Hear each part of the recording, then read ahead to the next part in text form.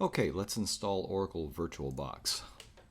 So if I start typing that, yeah, there it is, virtualbox.org. I'll click the download link right here. Here are the binaries. VirtualBox for Windows, for OS X, for Linux distributions, etc. So I'll click Windows hosts right here. And there's the download. I'll be back as soon as this completes. Okay, VirtualBox has now been downloaded.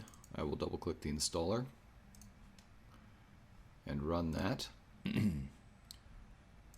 And then we can just follow our nose. I'll put it in a little different default location, which is my preference. But other than that, eliminate the desktop shortcut. I don't prefer that. Same with quick launch bar, but I'll keep the rest of the boxes checked.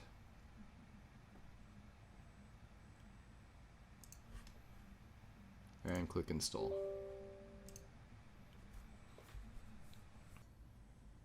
And now VirtualBox installation is complete. I'll uncheck the box so it doesn't start immediately. We'll do that later. I'll click finish. And that's all there is to it.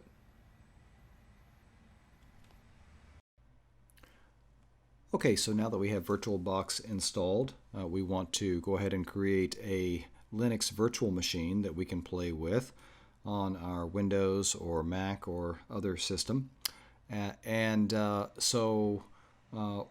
What we should do is find a distribution that we want to download and install. Now what I'm going to use for this class is Linux Mint.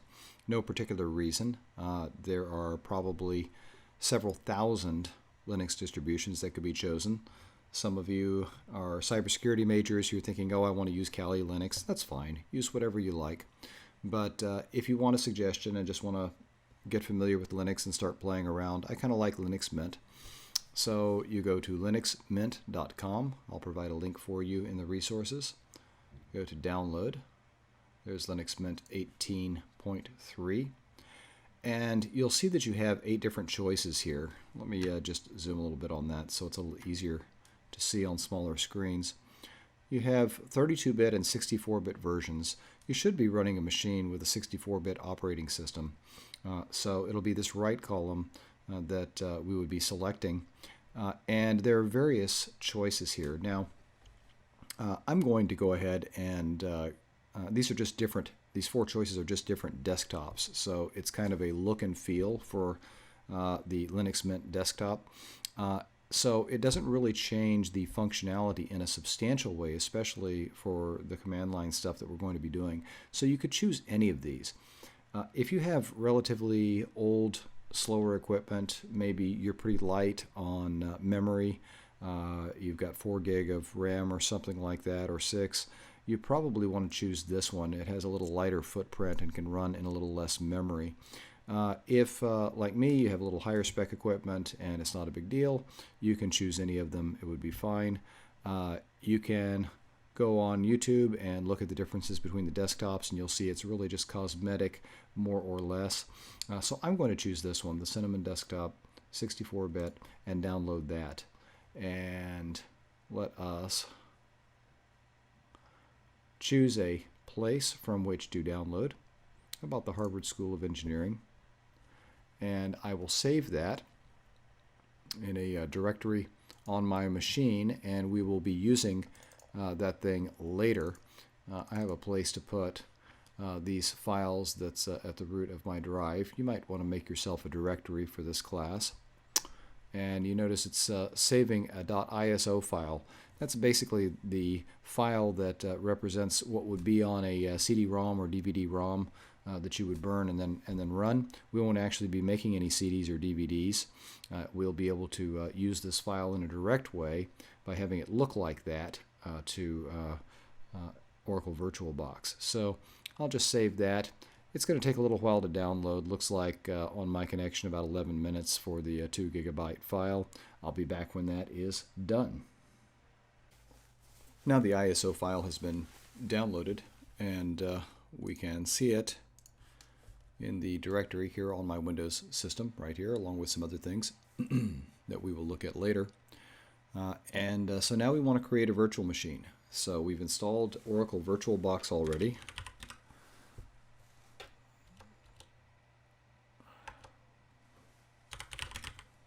There it is, Oracle VM Virtualbox. I will launch that. And we will create our first virtual machine. So here's Oracle Virtualbox, the manager. You notice I have a couple of things in here already. Yours will not show anything at this point unless you have already created virtual machines. But I'm going to make a new virtual machine, and this is going to be for Linux Mint 18, so I can call it that, Linux Mint 18.3 if you like. Based on the name that I typed, VirtualBox has already determined that this is Linux based on Ubuntu, which is correct, 64-bit, that's correct. Okay, now we want to go ahead and set some properties. I recommend that you, if you use the desktop, choose the desktop that I did, I would recommend you probably give it about 2 gigabytes of RAM. Notice the default is 1 gig. You can probably run on about 1 gig, but your performance will be a little bit lower.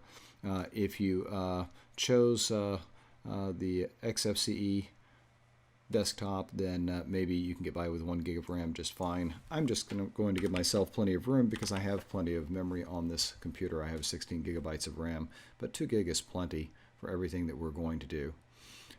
You want to make sure that the radio button here to create a virtual hard disk now, you want to make sure that that is selected, and then click Create. So now then it's going to ask where we want to put the virtual hard disk that's going to be created. You can leave these selections for hard disk file type, you can leave that the same. You can leave this radio button selected for dynamically allocated. What that means is whatever size we specify for the file here, it won't actually make a file that big, it'll only make it as big as it needs to, and then it will grow it as necessary up to a maximum of the file size that you specify here. Now since it's going to be only up to a maximum of this, you might want to give yourself a little bit more room. I'm going to make it 20 gigabytes. That's the maximum space that this virtual hard drive is ever going to take up on my actual hard drive as I continue to work with Linux. So that should be just plenty. In reality, it'll be much smaller than that to begin with. Then we need to choose a file location. Now, one really important thing here, you don't want to choose a file location that is automatically being backed up to some kind of cloud service. Ask me how I know that. You will saturate your network connection all the time while you're running the operating system because that file is going to be changing constantly. It's going to be hit all the time. And every time there's a change, if you're using, for example, the Google Drive sync client or something like that, it'll be constantly trying to send it up to the cloud. And it will be a file that's several gigabytes. So this will really kind of ruin your day. So you want to put it somewhere that's outside of those things that are automatically getting backed up all the time. To the cloud particularly. And so for me then that means not in my Google Drive folder but somewhere else. And so you want to have your own location for those things. I'll show you where mine is. I have a folder at the root of my data drive here which I've called CS1500 and inside there I have a folder called Virtual Machines. And I'm going to put it right there, and I'll just let it use its default name, Linux Mint 18.3.vdi. That way it has the same name. I know exactly what this file belongs to. This is the instance of this operating system of that name that I'm creating. And I will say then, so now there's the location. Perfect, 20 gig, dynamically allocated, VDI, it's perfect. Just say create. And notice that we have now created a container called Linux Mint 18.3. It's right here, and it says that it is powered off right now. Okay, we could power it on, but there's no operating system there. I'll show you that. If I just say start, what's it going to do? Let's just see what it does. Oh, look at this. It says, please select a virtual optical disk file or a physical optical drive containing the disk to start your new virtual machine from. So there isn't anything that's available there. I'll show you a little better way to do this.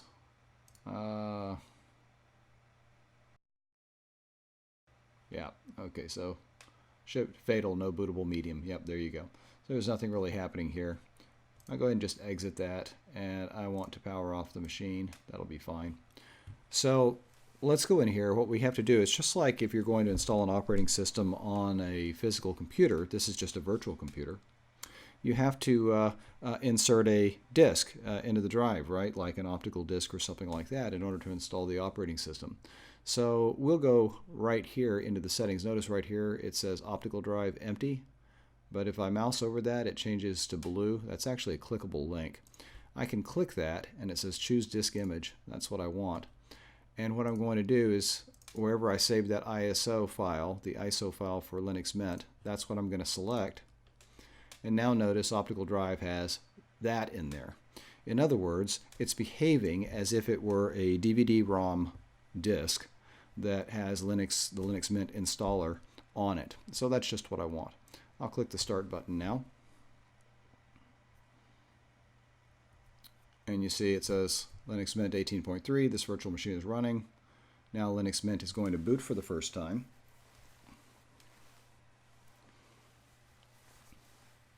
Now what you have to realize is, since we are running Virtualbox here, this is running on our actual machine, but it's actually within the Windows operating system. I'm running Windows here.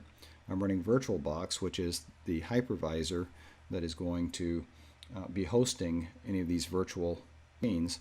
And Linux Mint is booting, and as far as Linux Mint is concerned, it thinks that it has a machine to itself that has 2 gigabytes of RAM and a 20 gig hard drive. It's going to run just as if it was running on physical hardware. But you see it's right here. It's running inside this window within my Microsoft Windows operating system. Kind of cool. I can run Linux and Mint at the same time. We'll deal with that message a little bit later. Now then, there are a lot of things that I can do. Like for example, I can make the window larger. It'll automatically size, which is nice. You can also go full screen and other things, and we'll play with some of that a little bit later. But for now, there's one thing that we need to do immediately, which is install Linux Mint. Now, this is very important for you to understand. When I do this, this is not going to install over my existing operating system. Again, Linux Mint is running right now inside a virtual machine. As far as it can tell, it's running on actual hardware, but in fact, it's running within Virtualbox. So when I install this, it's going to install it on the 20 gigabyte maximum size virtual drive that we created, which is just a file in my Windows operating system. So this is not going to do anything bad to your machine. So we'll double click install Linux Mint. That way it isn't booting from the so-called optical drive each time, but we'll actually install on the virtual hard disk, which is just a file on my hard drive. So English looks good to me. We'll go ahead and install third-party software for graphics and Wi-Fi hardware and other stuff. Okay, you want to go ahead and do that. They're just warning you that some of this software may be proprietary. It's not all open source. That's fine.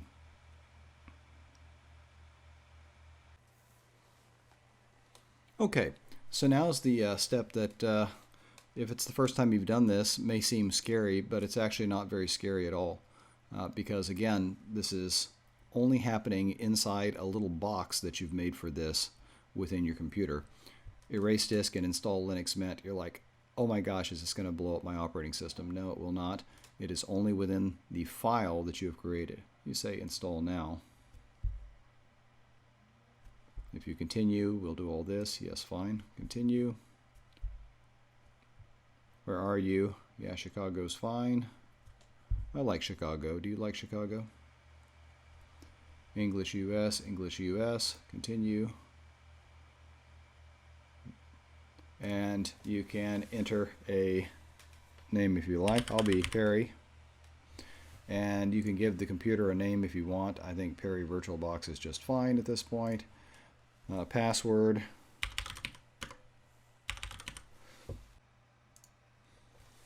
Okay, our installation is now finished. It says you can continue testing Linux Mint now, but until you restart the computer, any changes you make or documents you save will not be preserved.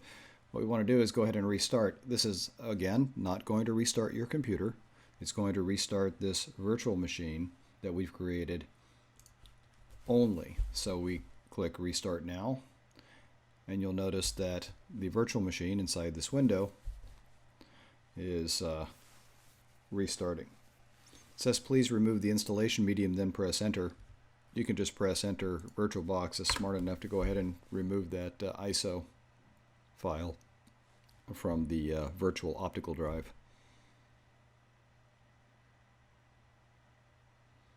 So now we're booting Linux Mint for the second time, but this time it's been installed on the so-called hard drive, a virtual hard disk that is simply a file on your machine.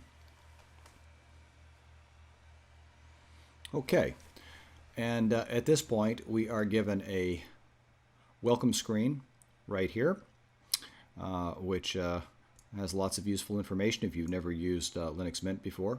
We also get a notification here that we're running in software rendering mode, and this is going to hurt our performance. There's a way to take care of that. We're not going to do it this minute, but check the forums and you can find out how to do that, and that can improve your performance. It's a little bit choppy as I move screens around. So check the forums for that. We'll do that one offline so we don't have to belabor the video content with it. But the last thing I'll show you here, a couple things. One, you've got a menu here just like you would have in Windows or most desktop operating systems, with a variety of tools and things. You can search for things, etc. Here's Firefox, which is a web browser. There are settings here. Here's the way that you power the machine off, shut down the computer. That does not, again, shut down your computer, only the virtual machine that is here. Notice Firefox is down here. Here's a file browser that's available, just like you would have in various operating systems. I'll go ahead and launch it so you can see what it looks like. There it is. Okay, so there's a file browser, but then there's this thing to the left which is called Terminal. If I click on that, I get, lo and behold, this is what is known as a command line. So when we talk about command line interfaces, this is one of them right there, and we can type commands here. We can run scripts here. We can do a variety of things here, and this is what we are going to become very familiar with. So we installed an operating system that really has a very nice look and feel, very pretty windows and everything, and now we're going to proceed to use virtually none of that and use the terminal, the shell, for just about everything we do in this class. But in any case, I wanted you to have a nice looking operating system and a good first experience with Linux, so that you don't think that every Linux distribution is totally cryptic and only for extremely technical people. Actually, some of them are also very nice looking and can be used by anyone. But all of them will have this command line, and all of them then will be at your command as you learn how to become familiar with this command line. So I know some of you are probably still rolling your eyes and thinking, why didn't we use Kali or even something more cryptic, whatever your personal favorite thing happens to be. And you know what, that's fine. I don't really care.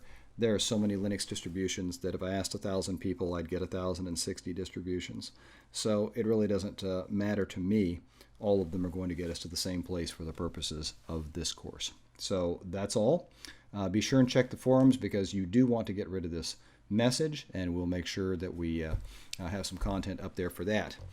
Also on the forums, I imagine we'll get some tips posted from time to time about how you do things like go to full screen, go into and out of full screen mode with the operating system so that you can have total focus on what you're doing just in Linux, and a variety of other interesting things. Lots of tips about how to use Virtualbox a little bit better.